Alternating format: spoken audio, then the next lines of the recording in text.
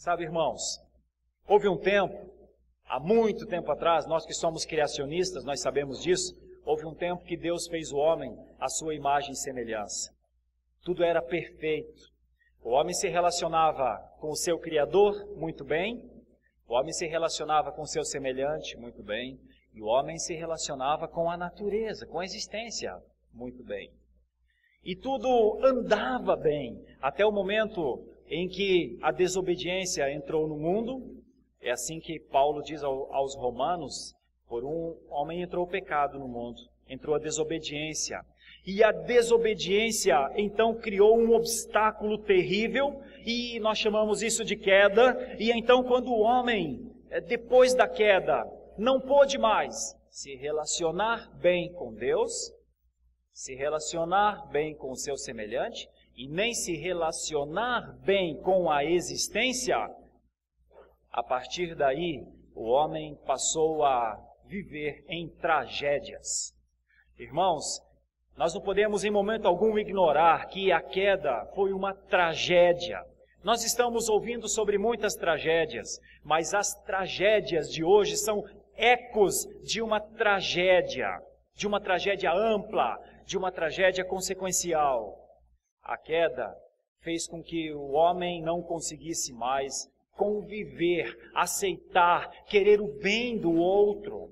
E por isso nós vivemos um momento, já desde todo esse tempo, as guerras existem depois da queda. As guerras não existem agora, que Oriente e Ocidente, como dois irmãos, parecem digladiar entre si.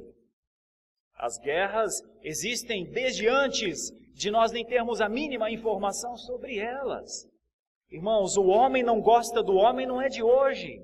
O homem não gosta do homem desde que ele foi expulso da presença de Deus. O homem não gosta do homem desde que o mandato social foi abalado. Desde que o mandato, a forma como Deus tinha ensinado o homem a conviver com o seu semelhante, foi arranhado, foi rasgado, os pressupostos, a forma de viver foi anulada. É como se o homem não conseguisse mais viver com o seu semelhante. É desde a queda. Então, quando nós vemos guerras entre países, atentados em todos os lugares, é só uma expressão de uma forma de viver perdida.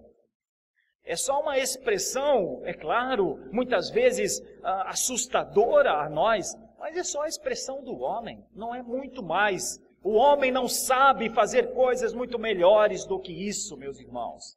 O homem não sabe amar. O homem, como um todo, não sabe estender a mão. O homem tem mais ódio no seu coração do que amor. E por isso, muitas vezes, algumas esperanças de melhoria só são expectativas e viram utopia. Com o mandato social quebrado, o homem jamais conseguirá se relacionar com o homem. Com o mandato cultural quebrado, rompido, o homem jamais conseguirá conviver com a criação, com a casa que Deus deu para ele viver. E por isso, quando nós somos confrontados, agredidos com a notícia do que aconteceu em Minas Gerais nesses dias, isso é só uma expressão de que o homem cuida assim da natureza. O homem não sabe cuidar melhor do que isso. E nós olhamos para o fato de Mariana e não sabemos nem pensar, será que uma multa resolve? Aí quando vem a multa, nós nos indignamos pelo baixo valor da multa, porque nós ficaríamos melhores, mais satisfeitos se a multa fosse alta. É isso. A nossa indignação é porque a multa não é tão alta, é porque possivelmente um governo corrupto, comprometido com aquele grande império da mineração, não poderia aplicar uma multa maior. A nossa indignação é por isso? Ou a nossa indignação é porque estão atacando duramente a obra, a criação de Deus? Pelo que nós estamos lamentando neste momento? Então nós lamentamos o que aconteceu no Rio Doce, uma catástrofe de mais de talvez 10, 15 anos para recuperar. Bom, mas recupera. Mas e o que aconteceu com a perda? Recupera-se, não se recupera. Ok, nós olhamos para aquilo não ficamos bem com aquela situação. Mas, meus irmãos, nossos problemas com cuidar da natureza não encontram o ápice em Mariana. Nossos problemas em não cuidar bem da natureza acontece com o vazamento de óleo lá no hemisfério norte, há 2 ou 3 anos atrás. Milhões, bilhões, depois são pagos em multas. E recupera? Não recupera, irmãos. Irmãos, mas os nossos problemas não estão com a mineradora Bridges lá em cima no hemisfério norte, ou com a Samarco aqui em Minas Gerais. Nossos problemas em não saber cuidar bem da natureza aparecem todas as vezes que pegamos nosso carro, nossa moto, nossa bicicleta e andamos pela Marginal Pinheiros. Meus irmãos, quem conhece algumas outras cidades por aí, mundo afora, sabe que um rio como Pinheiros, um rio como o Tietê, poderiam ser excelentes locais de navegação. Você poderia estar saindo da Zona Oeste e vindo num excelente barco e poderia parar aqui às margens, talvez, das Nações Unidas, descer do barco, pegar um ligeirinho, alguma coisa e vir à igreja. Por que você não consegue? Porque uma cidade de gente rica, como é São Paulo, joga seus dejetos num rio como esse. Você entende? Você entende que não é Mariana o motivo do nosso assombro? É o Pinheiros, é o Tietê, é a Baía de Guanabara, onde nós estamos sendo expostos a um julgamento duríssimo internacional.